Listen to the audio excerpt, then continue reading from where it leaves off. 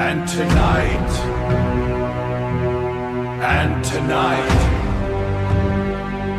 the vault is open. I found something last week that I have not been able to stop thinking about. Not a theory, not a rumor. A Polaroid photograph. It was taken on Thanksgiving night, 1985, inside a house in Oak Haven, Oregon. The family sitting at the dinner table is smiling. They are looking directly at the camera. Their eyes are calm, not scared, not confused. They look like they have been waiting. And in the background of that photograph, parked in the driveway behind a window that should not exist, is my car, my 2024 Honda Civic. License plate and everything. I have spent the last 6 days trying to explain that photograph away. I cannot. So tonight, we are going back to Oak Haven. We are going back to the Blackwood house. And I'm going to tell you everything I found. Everything the sheriff's department buried. And everything that photograph means. Because I think the Blackwood family did not disappear in 1985. I think they arrived. And I think they have been waiting for someone to sit down and finish the meal. Stay with me. This one is different. Oak Haven, Oregon is not the kind of town that makes the news. It sits about 40 miles south of Portland, tucked between two ridges of Douglas fir that block the sun by 3 in the afternoon. Population in 1985 was around 2,400 people. It had one grocery store, a volunteer fire department, and a diner called Patty's that served breakfast all day and closed at 6. It was the kind of town where people left their doors unlocked, where kids rode bikes until the street light came on, where everybody knew what car was parked in whose driveway. The Blackwood family had lived at 14 Aldermore Lane for 11 years. Raymond Blackwood, 50-2, was a high school history teacher. His wife, Caroline, 40-8, ran a small pottery studio out of the garage. They had 2 children, Daniel, 17, and May, 13. Neighbors described them as quiet but warm. Raymond coached Little League one summer. Caroline brought food to people after funerals. They were, by every account, completely ordinary. On the morning of November 20-8th, 1985, Caroline Blackwood called her sister in Portland to confirm she was coming for dinner that evening. The call lasted 11 minutes. Caroline mentioned she had already started the turkey at 7, and that May had set the table the night before because she was so excited. That was the last confirmed contact anyone had with the Blackwood family. When Caroline's sister, Helen Marsh, arrived at 14 Aldermore Lane at 5:40-5 p.m. She found the front door locked. She knocked. No answer. She walked around to the back. Locked. She looked through the kitchen window and saw the table fully set, candles lit, steam rising from dishes. She assumed they had stepped out briefly. She waited in her car for 20 minutes. Then she called the Oak Haven Sheriff's Department. Deputy Carl Rennick arrived at 6-18 p.m. What he found when he entered the house, he would spend the next 30 years refusing to describe in full. The turkey was hot. Not warm. Hot like it had come out of the oven 10 minutes ago. The wine in 2 of the glasses was still moving. A slow, settling rotation. Like someone had just poured it and walked away. There were 5 place settings. Raymond, Caroline, Daniel, May, and one more. An empty chair at the head of the table with a clean plate. Untouched. Napkin folded. Fork and knife placed with the kind of precision you only do when you are expecting someone specific. Deputy Rennick told his supervisor that the house felt like a photograph. His exact words documented in the incident report filed that night. It did not feel abandoned. It felt paused. Helen Marsh tried to walk to the back hallway to check the bedrooms. There was no hallway. There was a wall. Smooth. Solid. Painted the same off-minus white as the rest of the house as if it had always been there. Rennick checked every room. Every surface. There were no doors leading outside. No windows. The house from the outside had 6 windows on the ground floor and from the second. From the inside, every single one of them was a wall. Solid drywall. No frames. No seams. The house was a box. A perfectly furnished candlelit Thanksgiving minus dinner box with no way in and no way out. And yet Rennick was standing inside it. I found something last week that I have not been able to stop thinking about. Not a theory. Not a rumor. A Polaroid photograph. It was taken on Thanksgiving night, 1985, inside a house in Oak Haven, Oregon. The family sitting at the dinner table is smiling. They are looking directly at the camera. Their eyes are calm, not scared, not confused. They look like they have been waiting. And in the background of that photograph, parked in the driveway behind a window that should not exist, is my car, my 2024 Honda Civic. License plate and everything. I have spent the last 6 days trying to explain the photograph away. I cannot. So tonight, we are going back to Oakhaven. We are going back to the Blackwood house. And I am going to tell you everything I found, everything the sheriff's department buried, and everything that photograph means. Because I think the Blackwood family did not disappear in 1985th. I think they arrived, and I think they have been waiting for someone to sit down and finish the meal. Stay with me. This one is different. Oakhaven, Oregon, is not the kind of town that makes the news.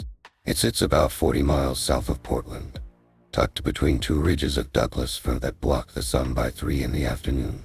Population in 1985 was around 2,400 people. It had one grocery store, a volunteer fire department, and a diner called Patty's that served breakfast all day and closed at 6. It was the kind of town where people left their doors unlocked, where kids rode bikes until the streetlight came on, where everybody knew what car was parked in whose driveway. The Blackwood family had lived at 14 Aldermore Lane for 11 years. Raymond Blackwood, 50-2, was a high school history teacher. His wife, Caroline, 40-8, ran a small pottery studio out of the garage. They had 2 children, Daniel, 17, and May, 13. Neighbors described them as quiet but warm. Raymond coached Little League one summer. Caroline brought food to people after funerals. They were, by every account, completely ordinary. On the morning of November 20-8th, 1985, Caroline Blackwood called her sister in Portland to confirm she was coming for dinner that evening. The call lasted 11 minutes. Caroline mentioned she had already started the turkey at 7, and that May had set the table the night before because she was so excited. That was the last confirmed contact anyone had with the Blackwood family, when Caroline's sister Helen Marsh arrived at 14 Aldermore Lane at 5:40-5 p. She found the front door locked. She knocked. No answer. She walked around to the back. Locked.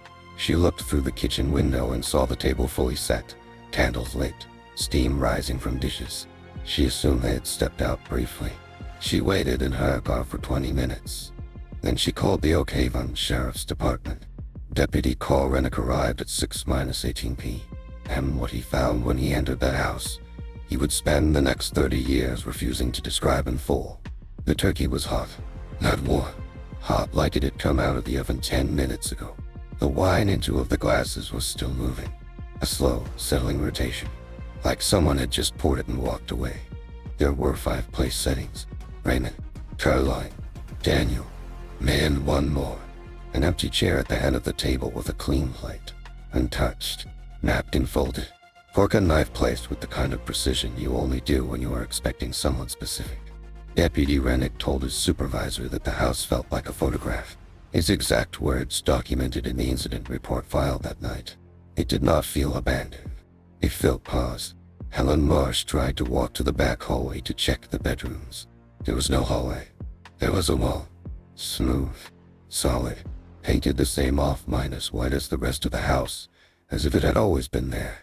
Rennick checked every room. Every surface. There were no doors leading outside. No windows. The house from the outside had 6 windows on the ground floor and 4 on the second. From the inside, every single one of them was a wall. Solid drywall. No frames. No seams. The house was a box. A perfectly furnished candlelit Thanksgiving-minus dinner box with no way in and no way out. And yet Rennick was standing inside it. The Oakhaven Sheriff's Department did not release a public statement for 11 days. When they did, it was for sentences long.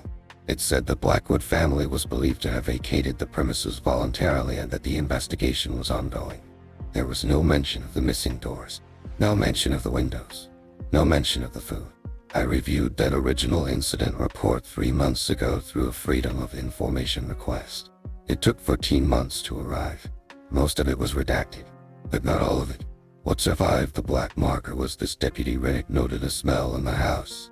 He described it into separate places in the report. The first description was cinnamon and something like pumpkin, very warm, like a bakery. The second description, written for paragraphs later and clearly added after the fact based on the ink color, said also present, a cold chemical smell from the direction of the seating area, similar to ozone, like the air before lightning. I want you to sit with that for a second. Warm bakery smell from the kitchen. Cold ozone smell from the chairs. Ozone is produced by electrical discharge. It is the smell of static electricity, of lightning, of certain kinds of radiation. It is not a smell that belongs in a dining room. But here is what nobody in 1985 could have known to look for in 2019. A physicist at the University of Michigan named Drive, Elena Vasquez, published a paper in the Journal of Anomalous Geophysical Research.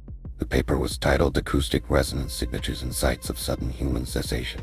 It examined 14 locations worldwide where groups of people had disappeared without biological or chemical explanation.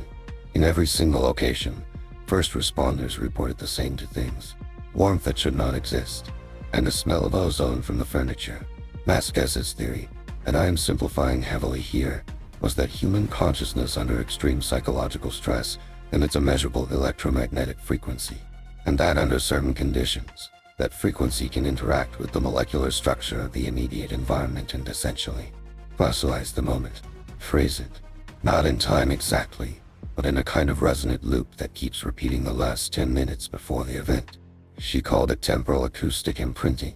Her paper was peer-reviewed and accepted. It was also quietly removed from the journal's online archive 18 months after publication. I found it through a cached version on an academic Mirror site. I'm going to come back to Vasquez, because when I reached out to her last spring, she did not respond to my first 4 emails. On the 5th, she responded with 2 words: stopped looking, now back inside 14 older Morlane. Rennick's report mentions the sound. He wrote it almost as an afterthought, tucked between a description of the silverware and a note about the candles. Intermittent ticking sound from within the walls. Like a clock. No clock found on premises. I called 3 acoustic engineers about this. All 3 said the same thing: sound does not originate from within solid walls without a mechanical source. It is physically not possible for a ticking sound to come from poured concrete and drywall, unless the wall itself is vibrating at a regular frequency. I asked each of them what could cause a concrete wall to vibrate at the precise frequency of a clock tick. The first 2 said they did not know. The third one, a guy named Marcus Webb out of Seattle, went quiet for a long moment and then said a sustained resonant loop, like a recording that keeps playing. An audio. Structural. The building itself would have to be acting as the medium. And then he said something I keep coming back to. That would mean whatever happened in that room did not stop happening. It is still happening. Right now. In a loop. And anything that enters the loop. He did not finish the sentence. I asked him to. He said becomes part of the reckoning. Now here is the part that made my hands shake when I read it. The Polaroid photograph found beneath the dining table was not documented in the original 1985 incident report. It was found by a contractor hired to assess the property in March 2019. The same month Vasquez published her paper. The contractor's name was James O'Roy. He submitted the photograph to the Deschutes County Historical Archive along with a 2-page written statement. In that statement, he described picking up the photograph, looking at it, and then immediately leaving the house and refusing to enter. When the archive staff asked him why he left so abruptly, he said because the family in the photograph was looking at something behind me. He said he could feel it. The photograph shows the Blackwood family at the dinner table. Raymond at one end, Caroline across from him. Daniel and May on the sides. All 4 facing the camera. All 4 have the same expression. Not fear, not confusion. Something closer to relief, like they had been waiting a very long time. And in the window behind them, the window that does not exist anymore, parked in the driveway in full daylight, is a silver 2024 Honda Civic. My car, my exact car. It's indent on the rear bumper from a parking garage in Portland 2 years ago. I have no explanation for this.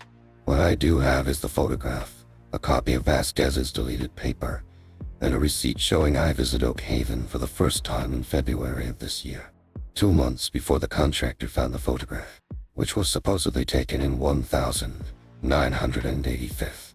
Let me tell you about static archaeology. Most people have never heard the term.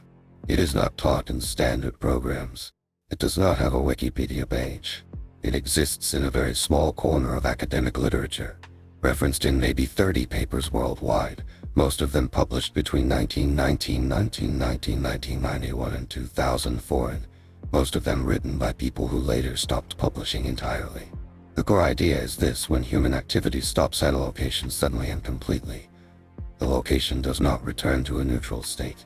It retains what researchers call a cessation signature, a pattern in the physical environment that records not just that people were there, but the specific emotional and neurological state they were in when they stopped. Think of it like this: when you press a handprint into a cement, the cement dries and holds the shape. Static archaeology proposes that extreme human psychological events do something similar to the molecular structure of the immediate environment. Not metaphorically, literally. The geometry of the space changes at a microscopic level in response to sustained high-frequency neurological output from the people inside it. I have spent 9 years documenting sites where this appears to have occurred.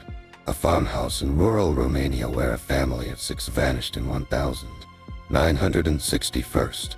The wallpaper in the kitchen still shows a thermal impression of 6 standing figures, visible only in infrared photography, that reappears every November within a 2-week window. A fishing village in the Faroe Islands where 40-3 people disappeared overnight in 1923. The wooden floors of every structure in the village still vibrate at 0.7 Hz continuously, a frequency associated in neurological research with the human brain's response to extreme anticipatory fear. A schoolroom in Nagano, Japan, where 30-1 children disappeared during a field trip in 1978. The chalk on the blackboard has never degraded. In 30-7 years of documented observation, not one piece of chalk dust has fallen from the original writing. These are documented cases, verified with instrumentation, published, then quietly buried. The Blackwood house fits every pattern. Sustained warmth without a heat source. Check. Ozone from the furniture. Check. Sound without a mechanical origin. Check. Food that does not decay. This one took me the longest to process. When the contractor James O'Roy entered the house in March 2019, he documented the condition of the food on the table in his written statement to the Deschutes County Archive. I have a copy of that statement. He wrote the food on the table appeared fresh. The turkey showed no signs of decomposition. The vegetables were not wilted. The bread was not stale. There was no mold, no odor of rot, no insects. It looked like it had been prepared that morning.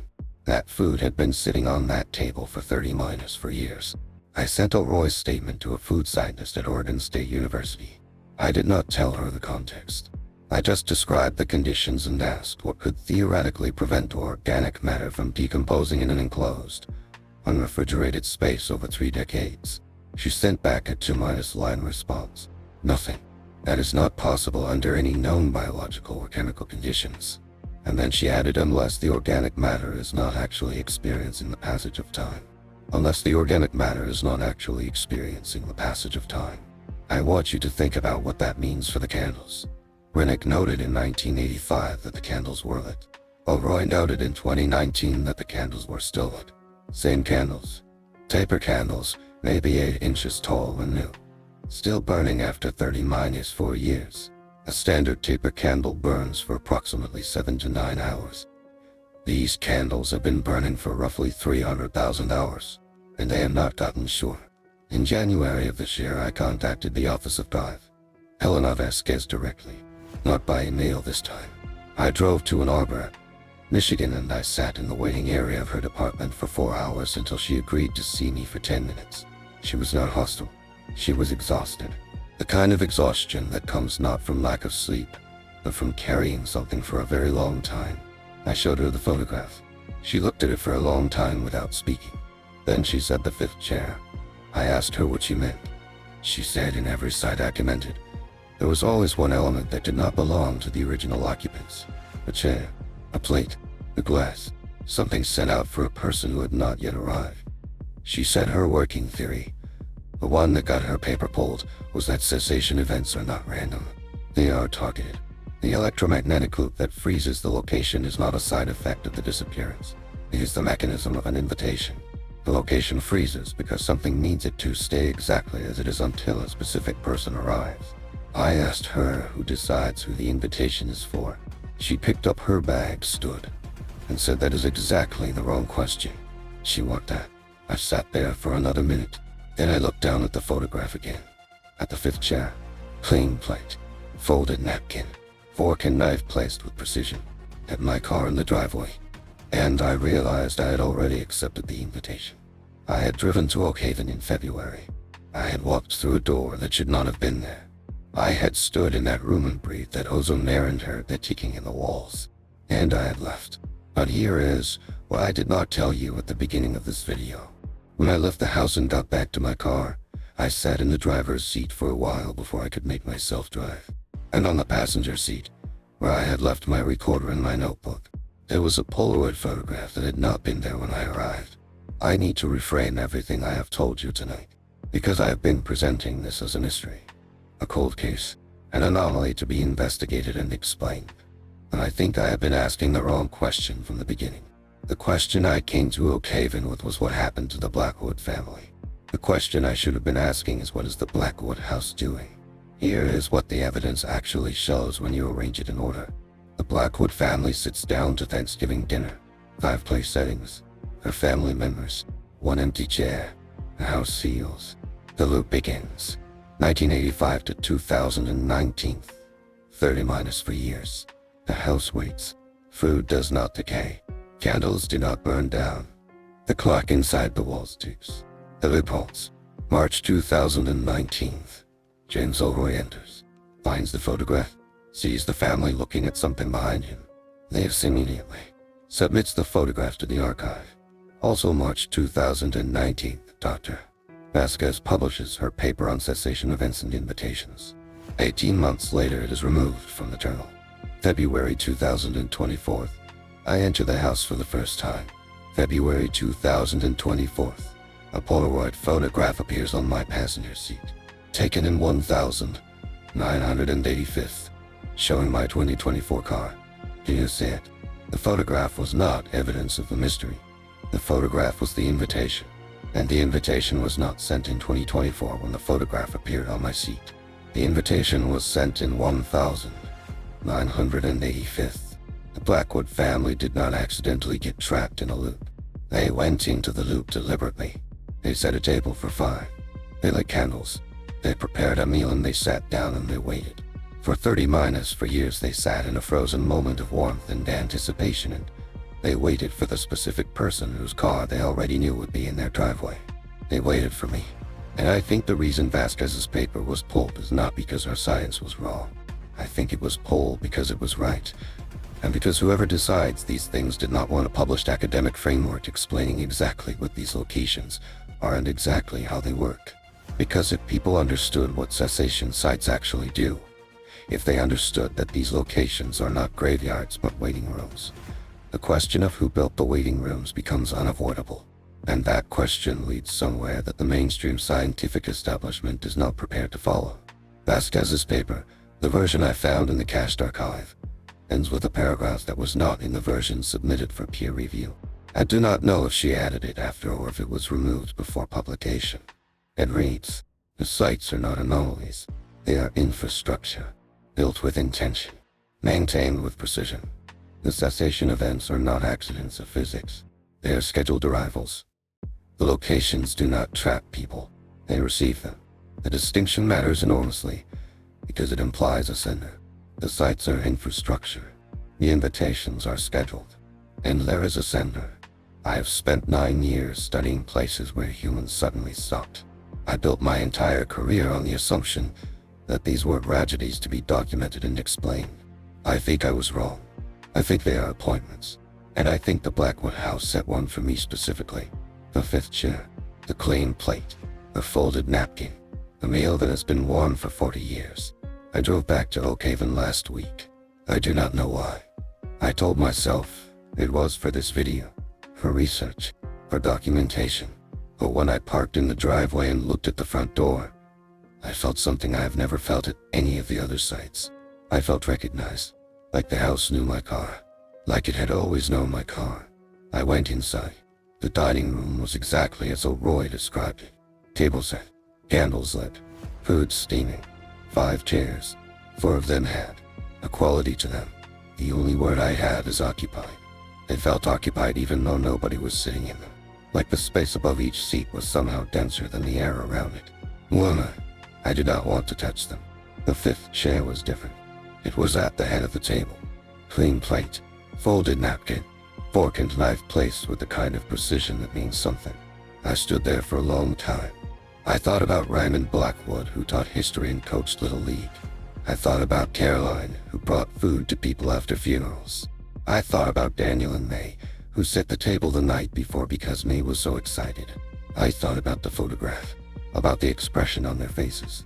Not fear, not confusion, relief, like they had been waiting a very long time and something had finally arrived. I sat down. I picked up the spoon.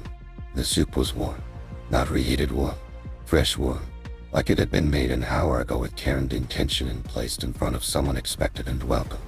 I brought the spoon to my mouth, and the moment the soup touched my tongue, the steam stopped. All of it, instantly. Every dish on the table went cold and still in the same second. The candles went out, not one by one. Together, the room dropped in temperature so fast I could see my own breath, and the food on every plate turned to ash. Gray cold. Fine ash that did not blow or scatter. It just sat there in the shapes of what it had been. I turned around. The door was gone. Not closed. Not locked. Gone. Smooth wall where the door had been. Same off minus white paint. No seam. No frame. No handle. I am writing this from inside the Blackwood house. I have been here for what feels like several hours. My phone has no signal. My recorder is still running. The ticking in the walls is very clear now that the candles are out. If you are watching this, it means the footage made it out somehow. It means the house alive. I do not know what that means yet. What I do know is that the 5th chair is empty again. The plate is clean. The napkin is folded. The fork and knife are placed with precision. And there are 5 chairs at this table. So let me ask you something, and I want you to think carefully before you answer in the comments. If you received an invitation you could not explain, to a place that had been waiting specifically for you for 40 years, would you sit down? Because I did, and I am still here. The recorder is still running, and if you are the kind of person who does not look away when a door disappears, you already know where to find the next one. Subscribe to William's Vault. Leave the notification on, because the next case I found makes the Blackwood house look like a 1 up. And if you have ever felt recognized by a place, if you have ever walked into a room and felt like it knew you were coming, tell me in the comments. I want to know if I am the only one. Tonight's file is closed, but the secrets below never sleep. Subscribe to hold the key to your return. And now, the vault is closed.